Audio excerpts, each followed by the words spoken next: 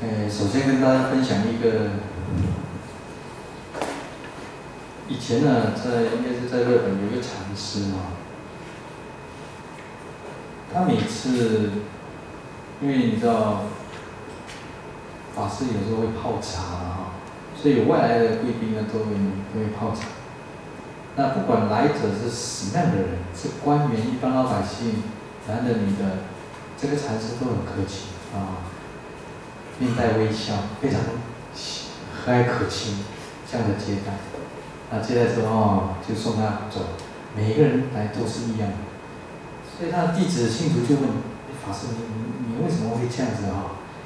那那个法师说：其实，因为你知道泡茶其实也很多学问啊，所以看他悠哉哦，其实也是很多学问。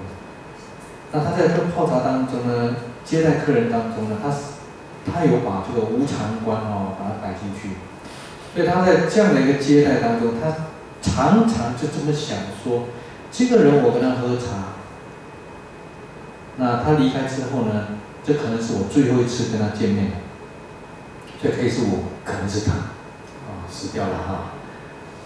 所以他常常用这样的一个态度，所以每见一个人都是这样，所以他没有所谓讨厌的人。每个人都是有缘的，有缘我们见面就这样。那现在如果我们可以把这样的一个观念落实到我们生活，其实也相当不错了。凡是见面的有缘，不管是我讨厌的人还是什么，你稍稍这样想，可能这是我最后一天跟你见面，最后一次跟你见面，那大致上我们不大会去计较了。所以这样的话，对于我们的修行呢，止恶行善呢是有帮助的。所以无常观是非常非常重要的，是非常重要的。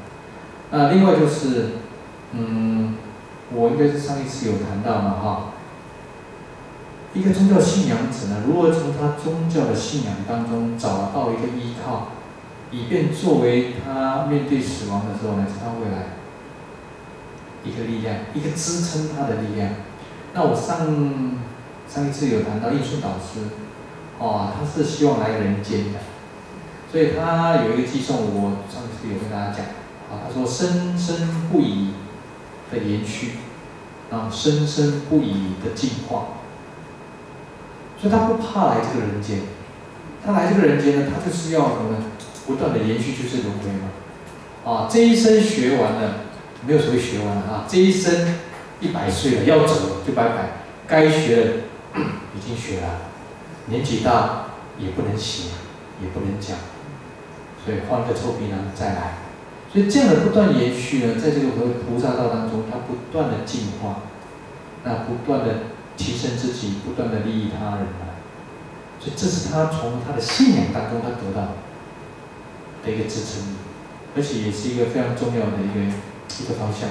所以他不再畏惧生死，所以死就死了，死其实不见得是坏事他下一个生命又紧接着。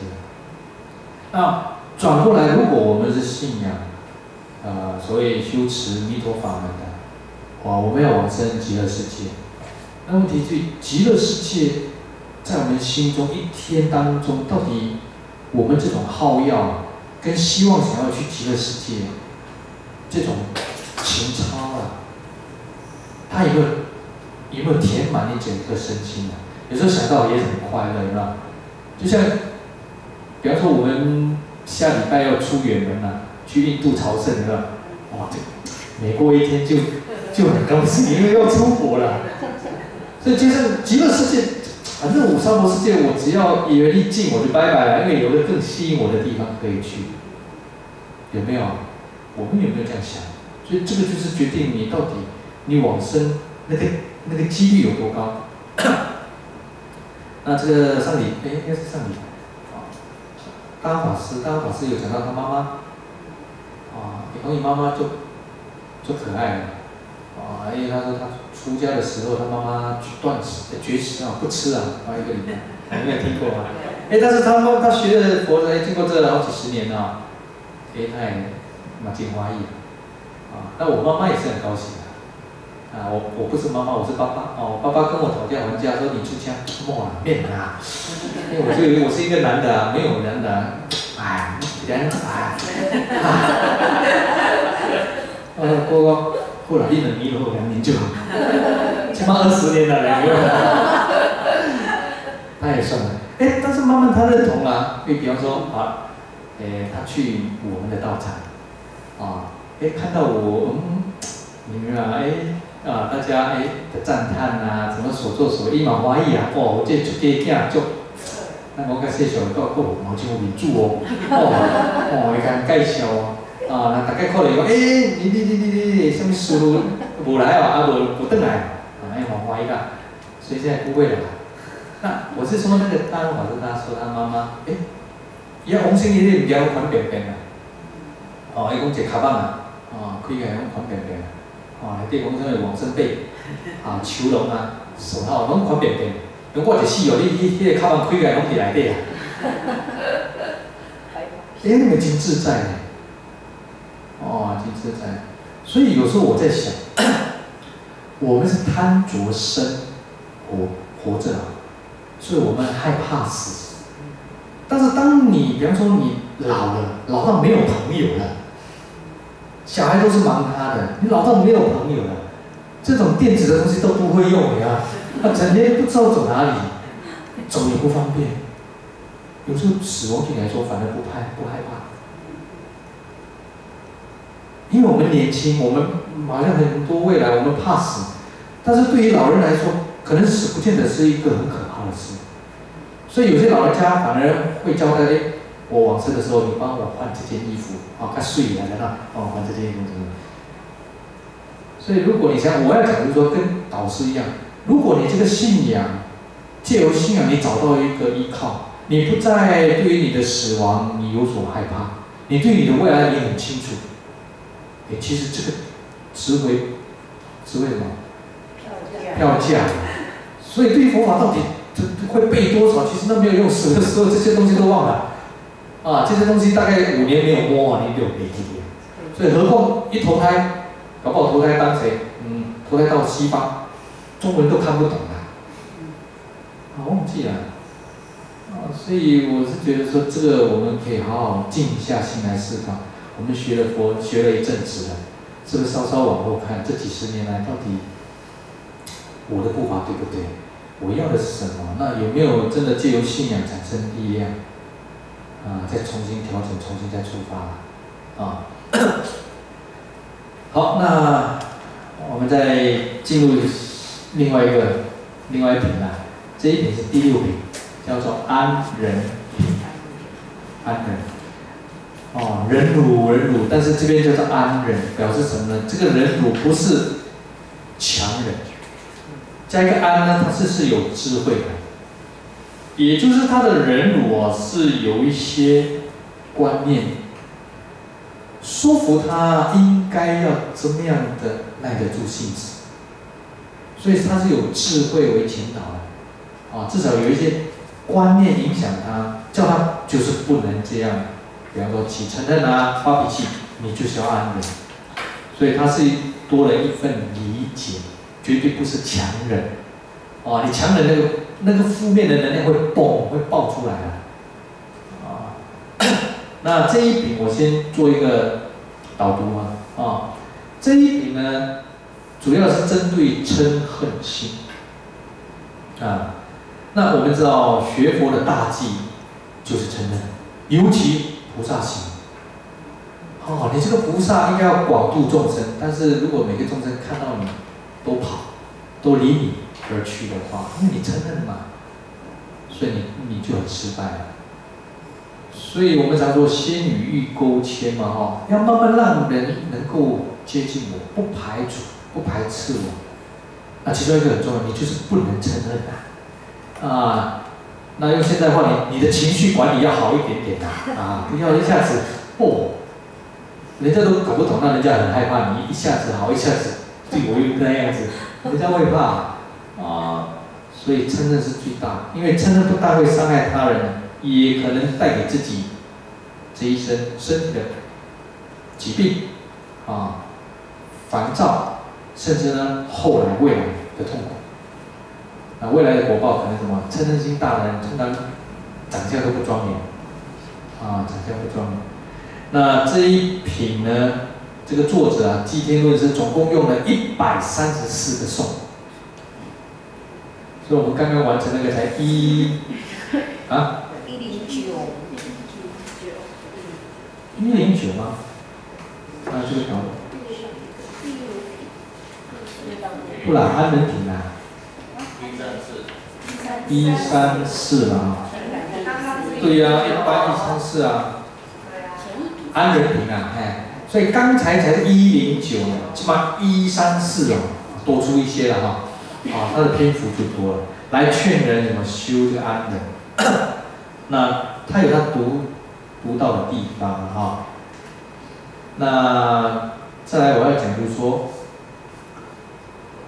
这个作者呢，他给我们点出你要忍什么？主要就是承认。那问题，什么东西会让我们产生承认？它主要的原因是什么？比如说我们的敌人，我们必须要先了解、分析嘛啊。那承认主要的原因是什么？当我们的欲望受到压制的时候，受到挫折的时候，我们的欲望，比如说你的观念，别人在挑战你的观念的时候，你的看法是什么？你来了。所以这个欲望的基础是什么？就是我嘛。你的自我非常看得很重的话，那你承认就来了。那有些人拱，反正你骂他，他也不知道。这种人大概不会承认的，愚痴。他大概不会承认，但是那种自我很强的哦，哇，他展现出来就排他了，对不对？所以当承认主要的原因是来自于当我们的欲望受到挑战的时候，或者受到挫折的时候。那再来呢，这边讲到人在这一品里面呢，他有讲到3方面。第一个就是什么？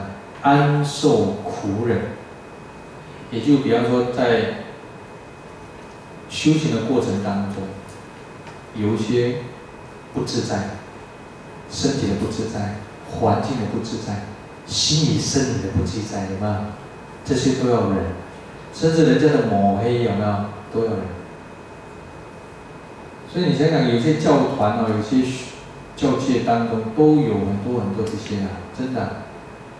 所以当你进入这个圈的时候，就出家的这个圈的时候，你会发现怎么都是这样，都是社会那样只要凡夫都离不开那一个佛陀当时也是有但是你不会把这个当成是很重要的，为什么？娑婆世界本来就有，但是你有另外一个更崇高的理想值得你追求，所以那个已经变成不重要了但是你要多留意了。所以这些所谓种种这些人事你都要能够忍受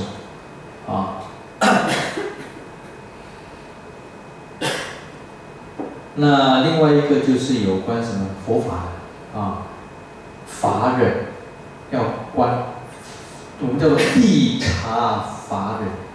法忍其实就是无我的空性那个也要忍，但是那个忍呢，其实不是我们硬忍，那是忍是智慧的别名，忍所以无生法的忍，无生法的忍就是无生法的智慧，无生法就是不生不灭，也就是所谓空性真理无我那个智慧。那在大乘经特别强调无生法的忍，那在阿含经小乘的经典，那个就是无我智，无我的智慧那这边也会谈因为要体证那个其实也相当不容易。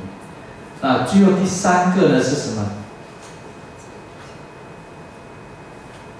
耐冤害人耐冤害人就是以慈悲为怀那业果这些，比方说人家陷害我了，我们都想这个都是过去有因有缘的我们不会对他人起嗔恨那在这个所谓观察法忍当中呢，这一品有特别强调一些印度的哲学外道。那有2个相当有名，就是胜论派跟数论派他们常我见，他们的我见那这个当然我们谈到的时候再来说明那个在我们一些阿毗达摩都有针对这个。那在龙树当时，龙树很多著作也有针对这个胜论跟数论他们的哲学是非常发达的。那有一些佛教的说法好像有类似他们的是你如何去分辨啊？他们也讲修行哦，他们也重视智慧哦，他们也讲无常哦，啊，但是最后他们认为，比如说物质上有最小的单位原子，啊，那精神上有一个神我，啊，总是有一个归属啊，从那个才有，从一才有派生出多了，但是佛教不认为没有一个开始啊，无始。你认为有个开始，你还是落入无明的。有个开始，那个开始之前呢，之后呢？所以我们不再探讨这个所谓哲学叫做第一因啊。那还有就是说呢，在这一点里面，这个作者啊，他不排除，他不正面的排除嗔恨，反倒是他进一步呢肯定。也就是说，我们有嗔恨心哦，凡夫本来就是正常的。但是我们如何看待这个嗔恨呢？他用感恩的心，怎么讲呢？仇敌是什么呢？是逆增上缘，他帮助我们成佛的。我这讲来，当然了，心平气和的时候没问题的。我在生气的时候，你跟我讲这个不可能的啦。哦，对不对？讨厌他就讨厌他，还说他是帮助我成佛。那我来帮助你好不好？对吧？这个都是讲气话啦，啊，没关系，我们在心平气和的时候，师父这样跟你讲，那到时候你生气的时候就看你怎么用。如果你用不上，我们也不会靠近你，我们先离得远远的，等你情绪平衡的时候，我们再来说啊。但是静下来想一想，就是因为有这样的人，让我们的心越来越调柔。让我们心越来越调柔。其实要知道啊，比方说对方对我们发脾气的时候，仇人要害我们的时候，其实第一个受害的是他，因为嗔恨会带给身心的热闹，他不自在。啊，这句话骂了之后，我们回去就没事了，但是他还会传呢，想到还会传呢，所以爱发脾气的人不好，凶瓜伤肝。所以对身体是不好的，真的，所以以前还有什么现代的那种体操啊，开大笑啊，哈哈哈哈哈哈，不大笑啊，其实不要嗔恨就好了，微笑嘛。所以真的，人家对我们嗔恨心，他不自在。那同样，如果我们嗔恨心的话，好像教训别人，其实我们第一个受害者。所以，如果是真的你能够正视它是真上缘的话，那这就是修安忍的主因啊。那再来就是友情也是成佛必要的助缘之一啊。所以众生跟佛都是平等，所以看待我们的仇人也是他帮助我成佛啊。所以要引起广大的福德也是要靠他。那在里面有谈到，有举了一个。我觉得是不错的。他说，我们娑婆世界要布施的对象非常多，对不对？穷的、没有的人很多，我们要布施的对象太多了。但是要遇到一个让我们讨厌的人是不容易的，是不容易的。相对于我们布施的对象遇到一个冤亲债主，常常让讨厌不容易。所以就修行难遭遇这个仇人其实是可敬可贵的。你觉得他有没有道理啊？物以稀为贵嘛，难遭遇真的可能所以他们在磨练我，成就我真的，我们要现在情绪比较平静的，我们要这样慢慢说服自己。那在当下，当然我们还是会有习惯性嘛，因为过去的业力所招感。我们会有情绪，有不好心所的起伏，但是你要耐得住，你要先转移。那慢慢的，你就会学习，我先不随他身口有所表现嘛。那我心里没办法，因为这是过去的业力习惯了。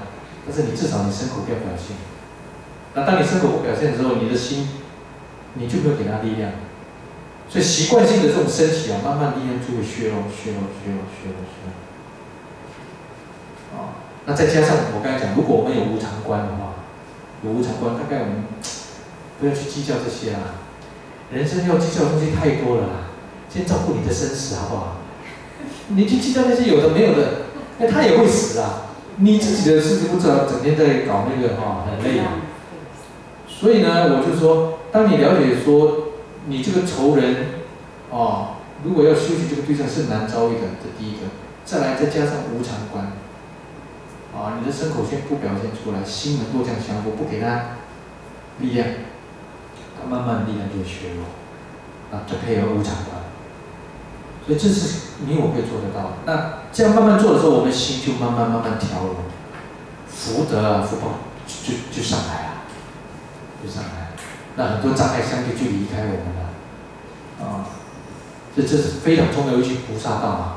因为菩萨行呢，我前面有讲过，就贪跟嗔来说呢，嗔过失大，在菩萨道利他。因为你贪的话，比方说贪名贪利，有没有？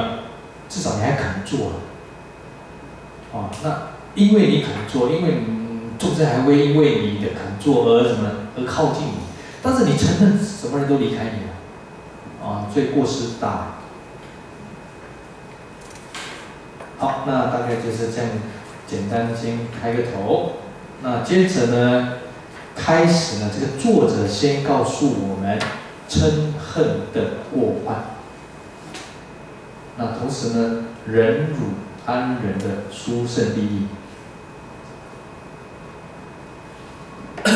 我们来看这个标题是什么？思为嗔过及忍之德首先先谈隐含的过患。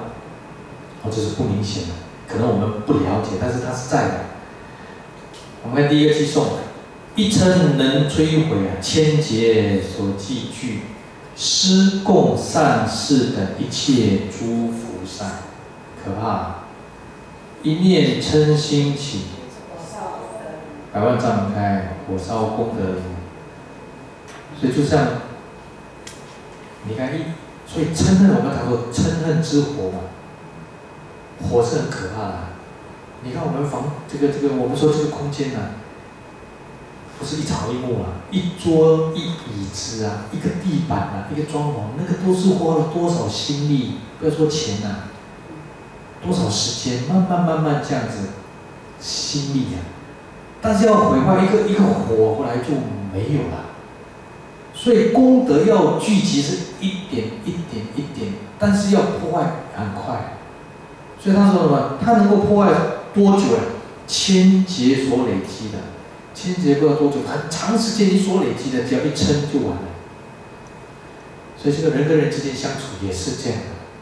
我对你好，每天好，尽量。我只要跟你是10年的好朋友，对不对？但是我只要有一天，真的有那么一天对你不好。你就把我过去10年的给否定掉了，你永远记得那一天你对我不好。你不觉得人是？那同样的，你再怎么好，嗔恨一来，什么功德都没有。所以真的要很谨慎。所以情绪管理变成是不止 IQ 了，现在流行 EQ， 你会把你的人际关系给搞砸掉所以这就是隐含的，所以只要我们是凡夫呢，我们要谨慎那一嗔能摧毁什么？比方说我们的不堪耐心，然后厌嫌恶心，有些耐不住性子的，事情一多就来了。那没有事情的时候，你看他好像是圣人；那给点事情的时候，他就开始呱呱叫。但是我看到有一些人很厉害，事情多他都是那个叫什么，很从容，那个什么容从容，厉害，很从容，不慌，因为他知道事情再怎么多，同一时间只能处理一件事，你好好去安排。但是有些人所以这就是为 EQ 就来了所以我们要学习，如果我们有这种习性的话，没关系立缘对境修嘛。真的碰到活动的时候，我们就要留意，提醒自己至少再怎么也要微笑，你微笑就不会称微笑，谢谢，好，然后这就这怎么去来慢慢学习啦。所以如果你当成一种学习的话，再多的事情也只不过是修学法门的对象。到底有没有完成，做得好不好，那是另外一回事。所以这就是心地法门了那还有比方说，这个嗔恨是比如说我们决定要伤害对方这种报复的心理，这个也是，它隐藏的所以我们绝对不要有讨厌某个人那种恨，不要拿掉，因为你不自在因为他每天都过得很快乐但是你在你心中，因为他的存在，你在你心中你就一直不快乐，其实不应该的那再来就是无追悔之意，比方说你对你过去所做的，对你的恶行，你永远不感到羞耻，这个也是还要留意的所以呢，我们所长时间累积的，比方说他说施供善事，善事就是佛陀啦我们供佛啦、供僧啦，这些种种功德，一切诸福善，也因为你一嗔，这个功德火烧功德林就把所有的一切给摧毁掉了。所以要相当小心那我个人是觉得说，难免人有习性嘛那我们学佛了之后，我们会发现，事后我们会检讨，会很不自在。然后就想说怎么去跟对方说对不起啦，那又碍于面子要怎么做呢所以如果这样，以后你就不要生气嘛，后续要处理的太多了，你就不要生气嘛真的有些人但是如果我们知道反正他有反省的力量好了，不要要求他道歉给他面子嘛做个阶梯给他下嘛，你然后所以我们就知道真的有时候一个情绪一来会做错事情，那人家永远记得，尤其男女在吵架的时候把旧账都搬出来那当然这个是情绪的话语啦，所以有时候吵架都是不好听的言语嘛那把过去一点点滴滴都搬出来，那你不要太在意啦，因为这是一个情绪但是有心人就会把这样的一个话语就加以发挥其实它有个背景，它是情绪当中，它是一个情绪的抒发，但是你把它当成一个事实的陈述，就可能那边一直演生，搞不好这个情绪发完，他就忘了两个又和好了，你还在那边搬弄是非所以真的，如果是家务事关起门来，大家好好去瞧不要给人家听到。那再来我们看第二点，罪恶莫过嗔难行莫胜故应以众理努力修安忍。所以没有任何一个过失是什么比这个嗔恨更超过的尤其在菩萨行上，难行莫胜那也没有一种修持它的困难度超过这个所谓的忍辱安忍。所以换言之，安忍是众多修行当中最难的。所以我们先不要说舍身为虎，我们先学习忍。那我觉得忍，你先学习控制情绪，有没有控制你的情绪？所以当我们情绪来的时候，我们要留意。那这种东西有众因缘的，它是众因缘，你要去留意。比方说，你昨天晚上很晚睡，最近相当忙，睡眠不足，那事情一多，你就会觉得很烦躁。那事情可以少一点吗？如果你觉得没办法，那就早睡嘛。那如果又没有办法早睡，那你就要留意，心情的烦躁这是很自然的，因为有因有缘嘛。事情多加上你睡眠不足，那你不要因为烦躁而做错很多事。所以烦躁是一个新的状态。所以刚才讲了，你用正知嘛去了解这个新的状态，你的生活你就要更谨慎因为这时候已经到了那个所谓战争的边缘了，要谨慎要谨慎。那最好是什么呢？让这些条件不具足也就是事情尽量不要那么多。再来，睡眠要足够，还有适当的运动。你累的时候大概不会吵架。一般那个吃饱无代志做真的是吃饱没事做才会吵。很多人有很多事情做的时候，所以你看那些高级主管，有时候看下面的人，都是为那些芝麻绿豆的小事在吵。但是如果虽然讲这个是那种层次嘛，但是如果你把你的层次拉低到跟他们一样，你也是为他们那些事情在吵。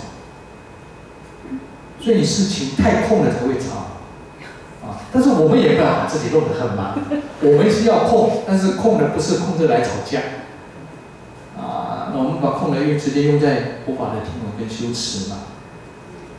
所以我们让这些能够可能让我们心情烦躁这些因素呢，尽量让它不具足。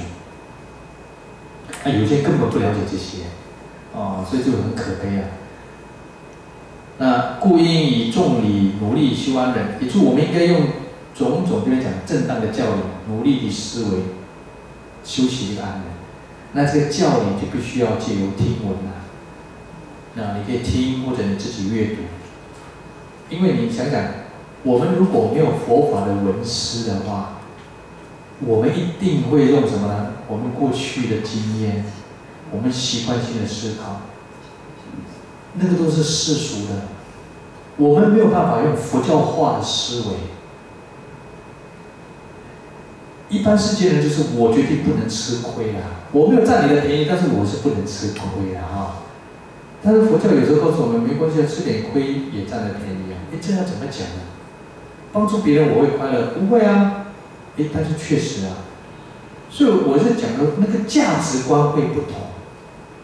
所以如果没有佛法的闻思，你根本都不知道，你可能还是用习惯性的东西，那你还自认为是佛教徒，其实你用的都是世俗那一套，那世俗那一套就会随顺生死之流嘛，你不会逆生死所以我们应该好好的闻思佛法，那这样的话才能够知道怎么去操作这个安忍。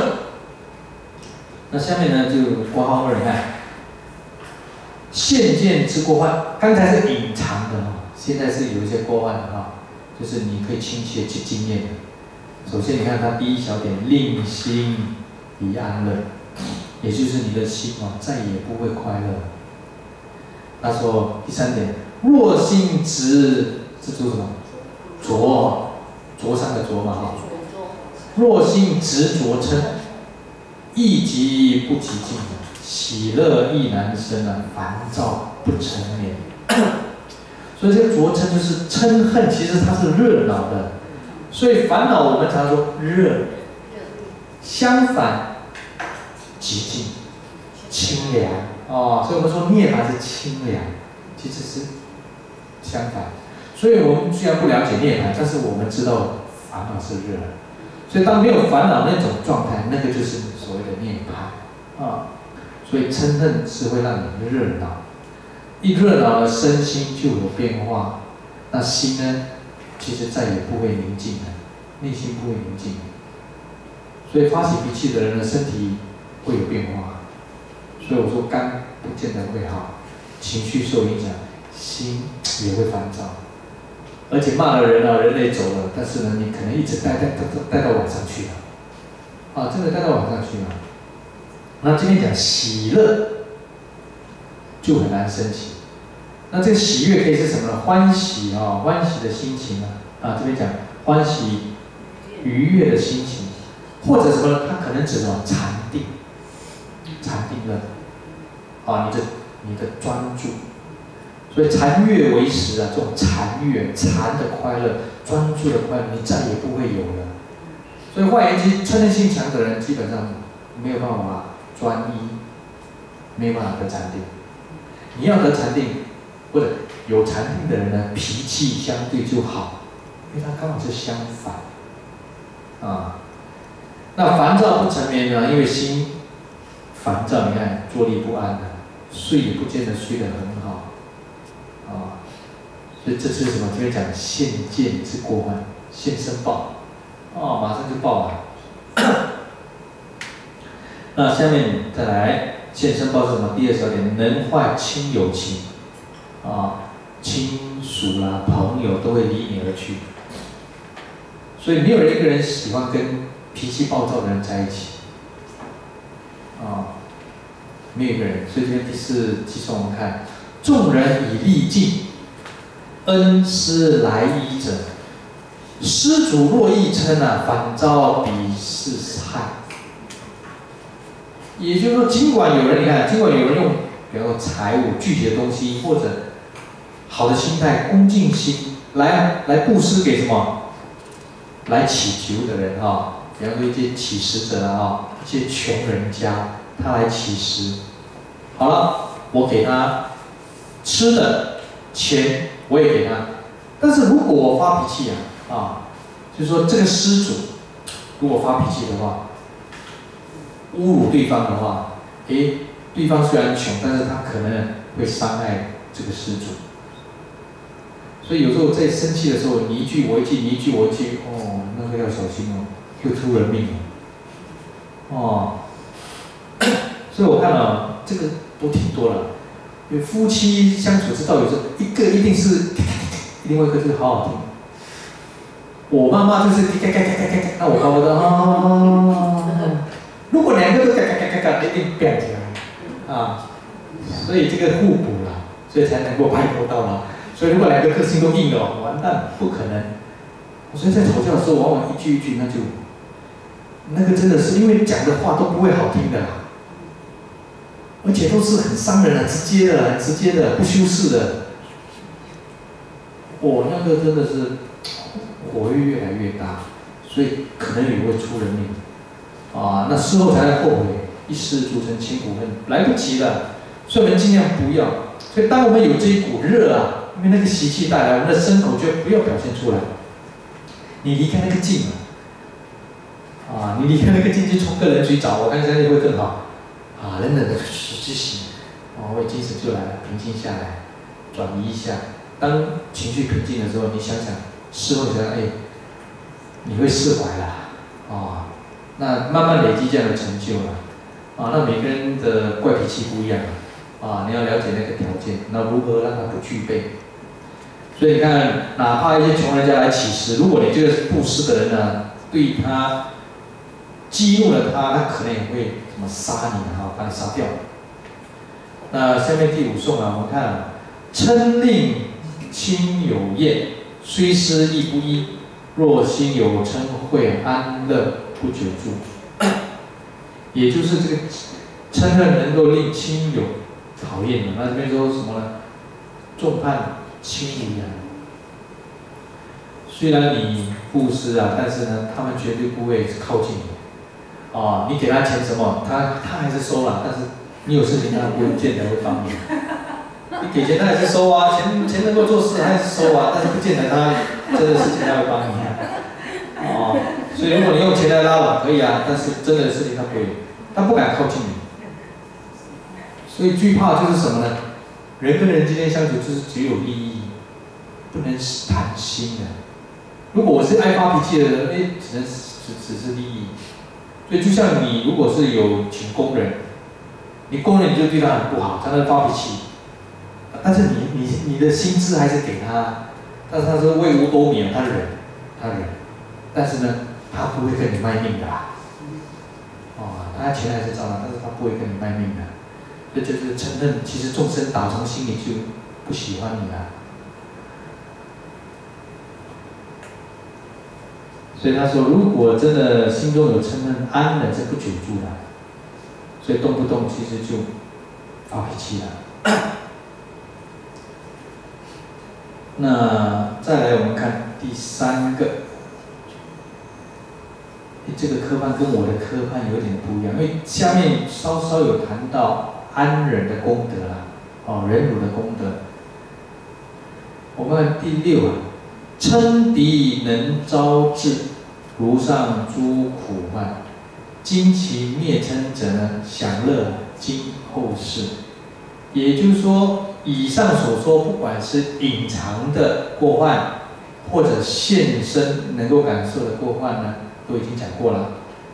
那如果我们好好去降服这个嗔恨，甚至断除呢，我们就能够享受什么？这一生内心的快乐，甚至来世身心也会快乐。啊，样貌端严啊，这个都是安忍的功能，端严的样貌。所以嗔恨呢，我们说相由心生，所以嗔恨心强呢，基本上样貌人家能够感受出来，他所散发的气息啊、磁场啊，人家可以感受出来，因为他磁场不会是正的，不会是正的。那我们一个修安忍的人，我们散发出来的磁场是正的，人家感受得到那种调柔的，啊。好，那讲到这边有没有什么问题，还是什么可以分享的？有关这个忍辱很实在的东西啊，可被操作的。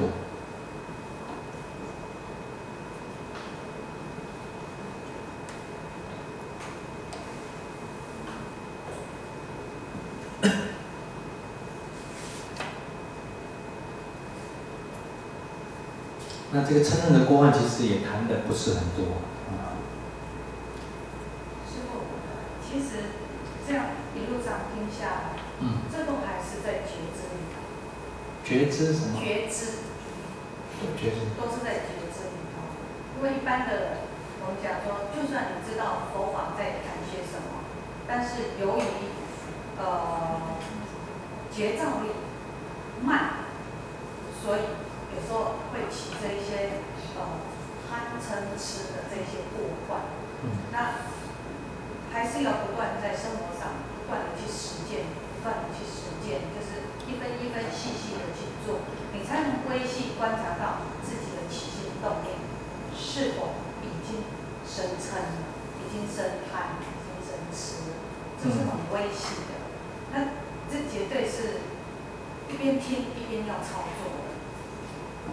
就像师父讲，转火起火一定要转到有火，不然的话你永远不在转。其实我的认知到有一点点不一样，就是说，其实我们在生活上，我们常常就是都有这些的，贪嗔痴都有。但是因为现在借由文法啊，我们发现真的有，其实之前都有了，只是我们没有发现，因为那个已经变成这个烦恼跟我其实已经合在一起了，已经是习性了，我们不认为那是错的。但是借由文法，我们发现真的我有哦，所以我要在生活上去修行。其实这种东西每天都有，所以我们修行的这个内容其实每天都有，所以每天都有功课的。那我们要跟以前不一样是什么？我们多了一份觉照力，所以觉照力是要我们去培养的。一般世人呢，跟我们这听闻佛法呢，共同之处都是什么呢？还是有贪嗔痴。但是不同之处呢，我们有多一份觉照力，我们知道，甚至我们要留意。但是一般世人是没有这个觉照力，他认为那是很正常的啊。所以我们具有培养这个觉照力。所以为什么正知排在前面？接着就是安忍啊，它次第的编排有它的一个作用，所以就有觉照力。我们慢慢就会发现，生活真的，你稍稍用点心的话，你就知道生活点点滴滴都可以操作。那我个人的经验是说，因为碍于过去的习性、业力的那种驱动，不由得你碰到这样的事，这句话你可能那情绪就来了，对不对？